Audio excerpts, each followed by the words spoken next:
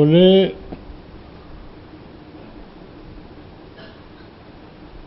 ये जो अध्यस्त है वो अल्प वपु है।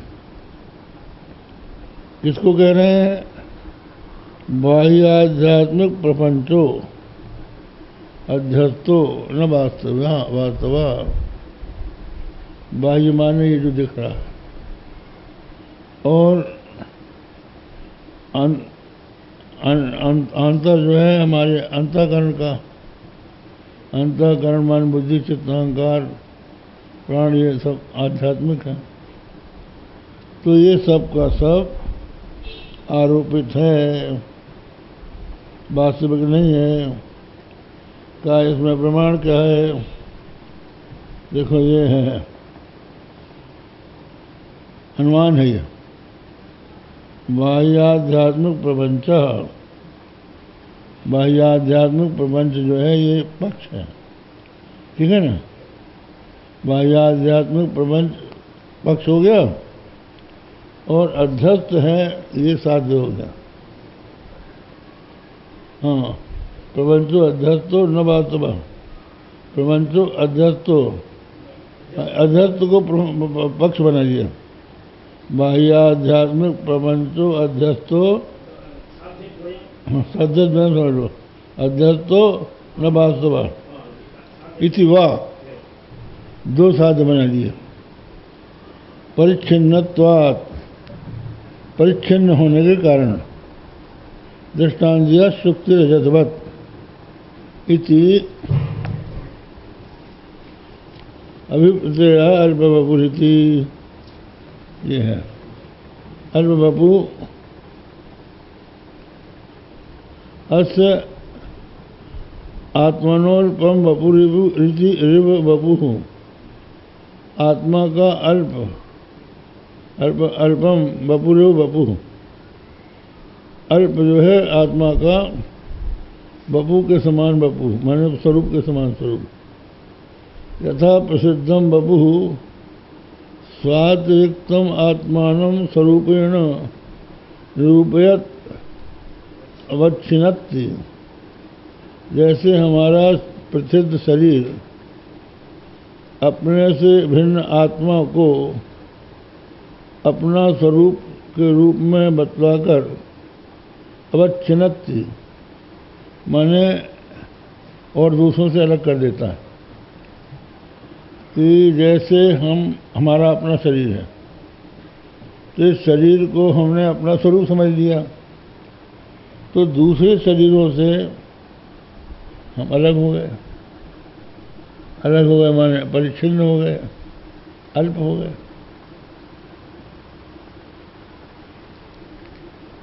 ठीक है। एवं अहंकाराज, ये तो हो गया बाह्य। अब भीतरी आध्यात्मिक अहंकारादि अभी सच्चिद रूपम आत्मान श्रेणी रूपेण भाषयति। अहंकारादि भी सच्चिद रूप आत्मा को अपने रूप में भाषित करता है, कि वो भी वपु है। एतत् अध्यस्तत्व निबद्ध अबोध वर्णनात् एवं च अध्यस्तत्वोपबोध वर्णनाय उक्तम। कहते हैं अध्यस्तत्व का उपबोध वर्णन के लिए ये बात कही गई है। अब ये हो गया यहाँ तक, ये अध्यस्त है और मिथ्या है। पूर्व पक्षी बोला ननु संघटा इत्यादि प्रतीति इति विरोधान नेदमनुमानम साधु इत्याशंक निरधिष्ठानाध्यासायोगात् सच्चिद रूपात्मनयो तदिष्ठानत्वं वाच्यम। पूर्व पक्षी ने कहा कि संघट इत्यादि प्रतीति के विरोध से ये अनुमान जो है साधु नहीं है। हैं? ठीक, अब आप लोग समझ लीजिए घड़ा है, घट है, तो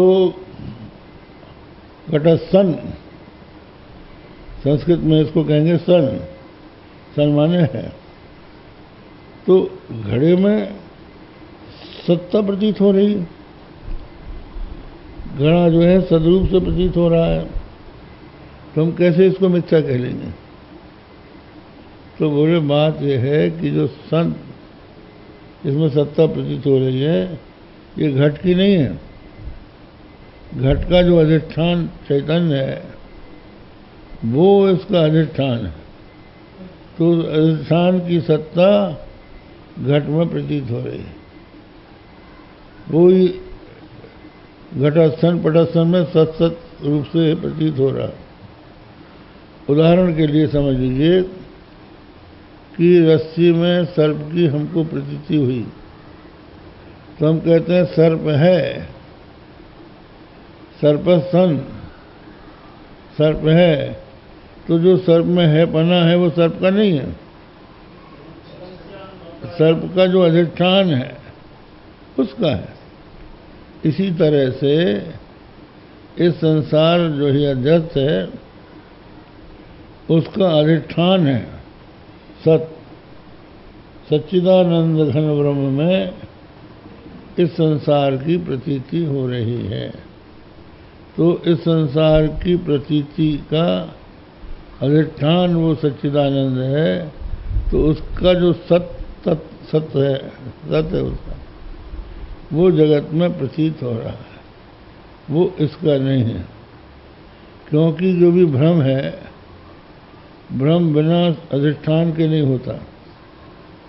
निरधिष्ठान भ्रम कहीं नहीं देखा जाता। किंचित क्वचित अध्यस्यते, कोई भी वस्तु कहीं अध्यस्त होती। अगर सर्प अध्यस्त होता है तो रस्सी में होता है, रजत अध्यस्त होती है तो सूक्ष्मिका में होती है। तो कोई ना कोई अधिष्ठान ब्रह्म का होता है, साधिष्ठान ब्रह्म होता है, निरधिष्ठान ब्रह्म कहीं नहीं देखा जाता।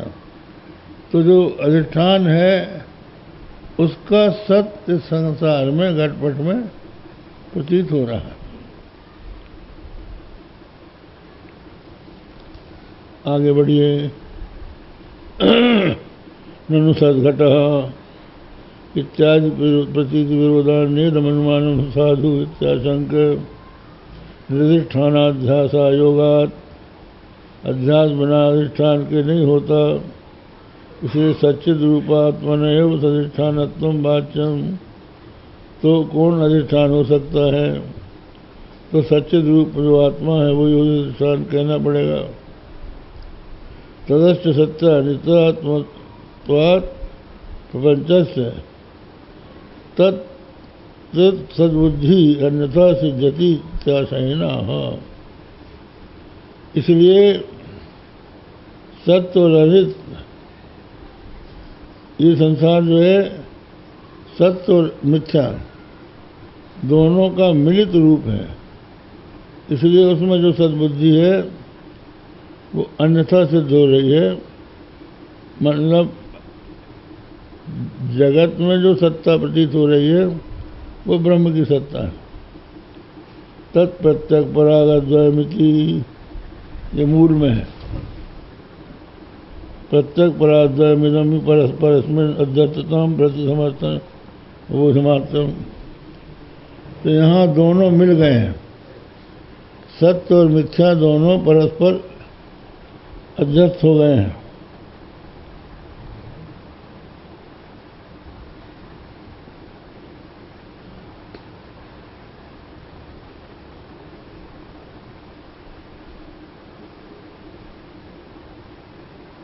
क्या हो गया? कहाँ है? हाँ, तो प्रत्यक परा